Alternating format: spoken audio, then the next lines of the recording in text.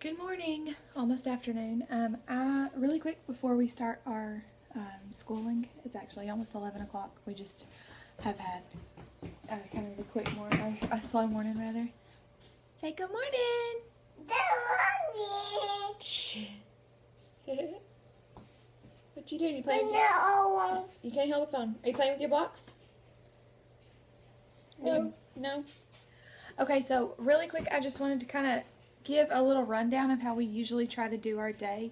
We just started this little routine type thing last week. It's very loose, but I'm trying really hard to get better about our routine. Just a minute. Oh, bonk.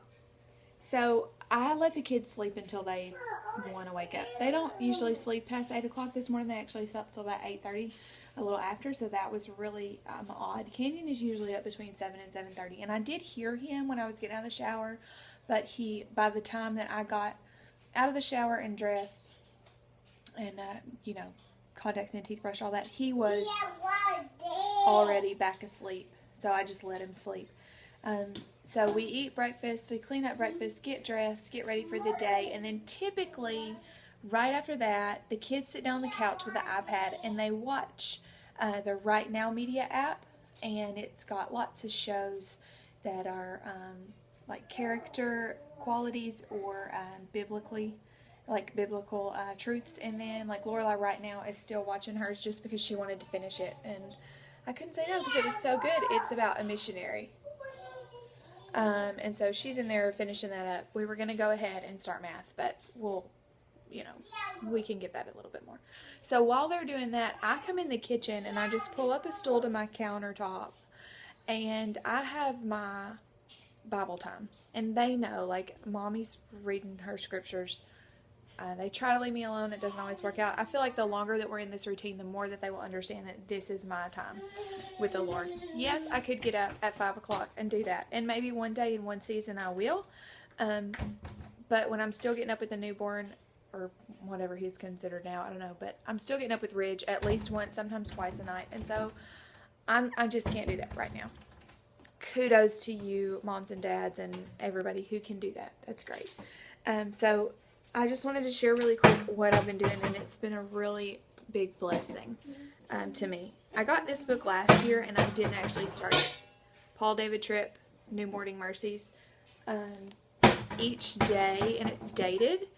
Each day has a little truth at the top, and it's just one page, and it's a devotion, one page, and then at the bottom it has a scripture that goes with it, and you can read the scripture. It is excellent and so encouraging and challenging and just good. Paul David Tripp is good, and so I use that. And then I have this just cheap little notebook from Walmart, and I started in March. This is my third month.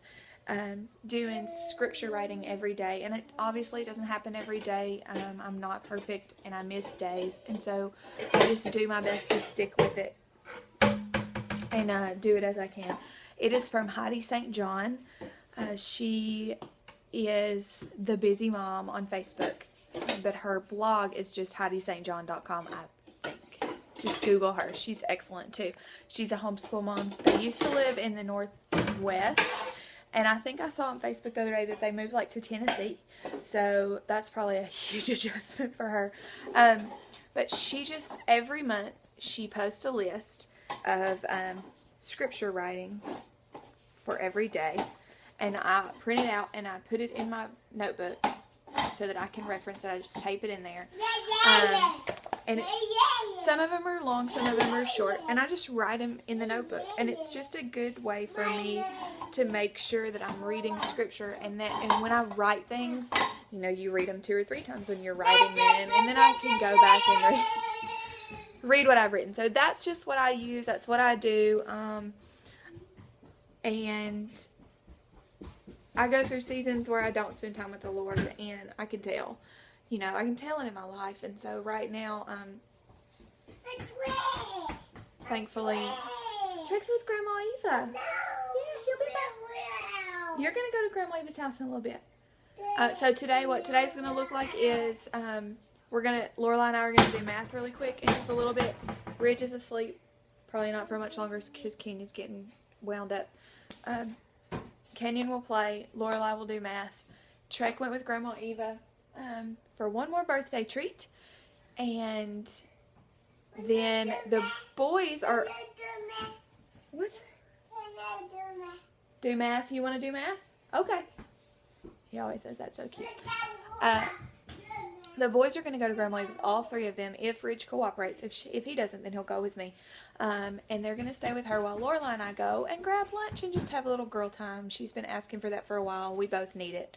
So we're going to do that, and then we're going to go pick up Ridge and leave the two big boys at Grandma Eva's for a little while this afternoon and spend some time together this afternoon at home. Part of that's going to be chores, but most of it's just going to be hanging out and, enjoying one another, because we need that. And I need to be more intentional with my one-on-one time with my kids. And so this is Lorelai's time. And I'm pretty excited to hang out with her. She's always fun. And so that's what we're going to do today. That's the plan. Obviously, things don't always go to plan. But that's where we are. So we'll keep vlogging and we'll see how the day goes. What you working on? Tally marks. Mommy. Sorry, Canyon. I mean this way. Tally marks. Tell me how you did your tally marks. What do you mean? Is that it?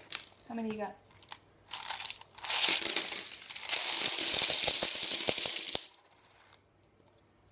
Seven.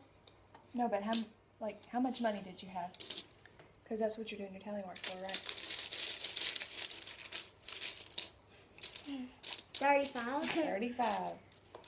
So you got 5, 10, 15, 20, 25, and 30, 35, 40, 45, 50, 55, 60. Canyon.